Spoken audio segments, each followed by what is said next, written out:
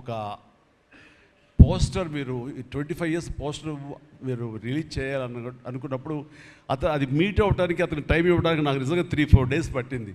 అంత పంతం అంత పట్టింపు ఏంటి నేనంటే, సార్ మీకు గుర్తుందో లేదో, మీ 88లో మీ సినిమా స్టేట్ రౌడీ షూటింగ్ ఈ రోడ్ల మీద జరుగుతున్నప్పుడు నేను ఫస్ట్ టైం మిమ్మల్ని చూశాను. నేను ప్రేమించే మనిషి నా ఎదురుగా ఉన్నాడు, కలిస్తే బాగుండు అనుకుంటే పోలీసులు ఎవరు రాని పరిస్థితి. కానీ మీరు ఎందుకు నన్ను చూసి ఇటు రాని పిలిచారు, నన్ను ఒక్కడనే పిలిచారు, నేనే మీ దగ్గరికి వచ్చాను.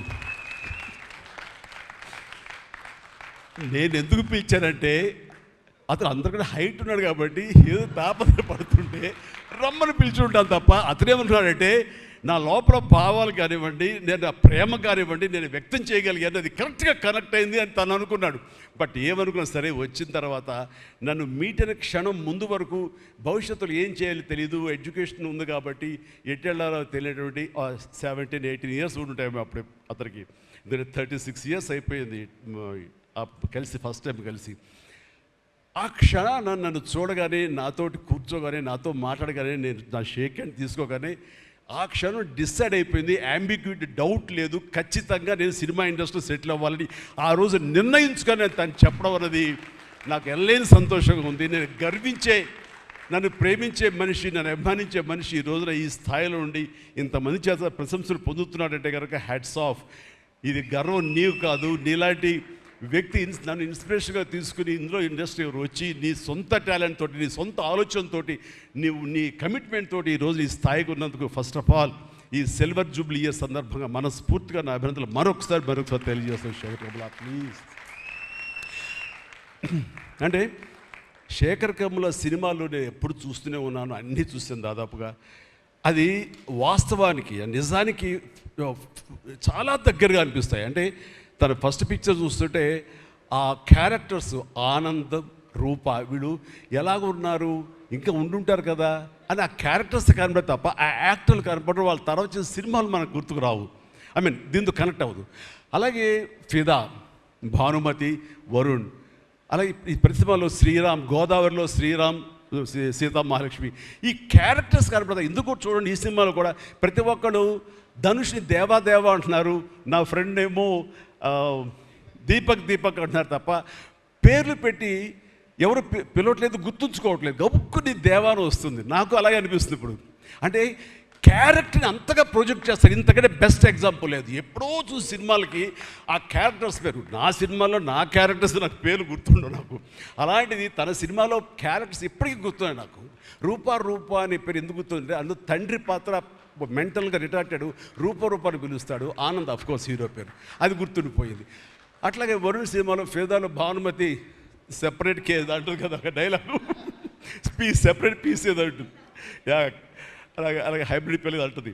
అలాగా తన క్యారెక్టర్స్ గుర్తుండిపోతాయి, అది తన గొప్పతనం. అవి వాస్తవికంగా ఎక్కడో ఇంకా ఉండుంటాయి, వాళ్ళు ఎక్కడో జీవించుంటారు అన్న ఫీలింగ్ ఇస్తుంది. అలాంటి రియల్గా అతని కాన్సెప్ట్ కానీ అది చెప్పాలంటే అదొక పిచ్చి.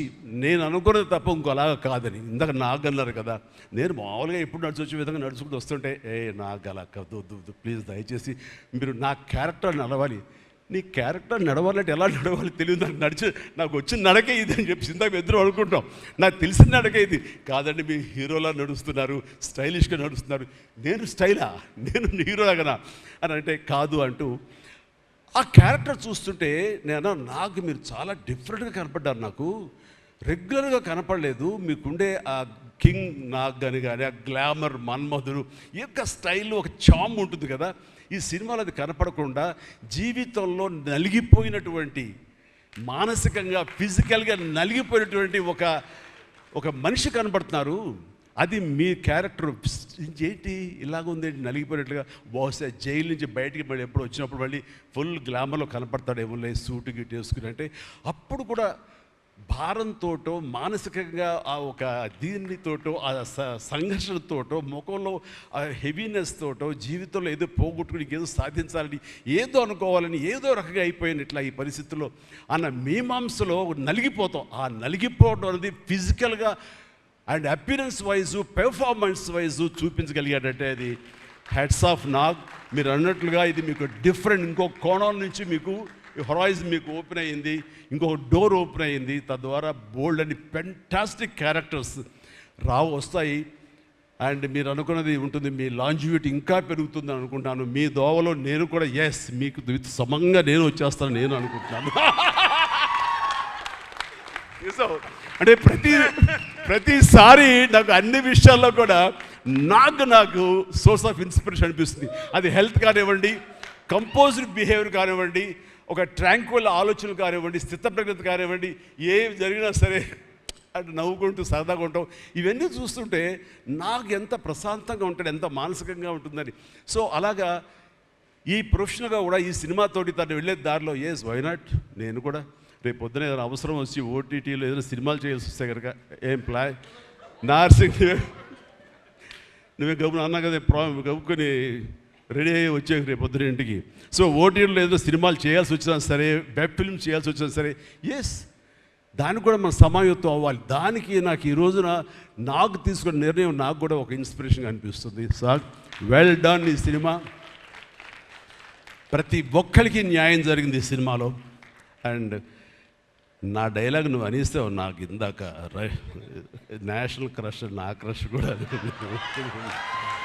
అందుకని నేను ఆ మాట నేను అనను, కానీ అనుకుంటాను అంతే, పైగా మాత్రం నేను అనను.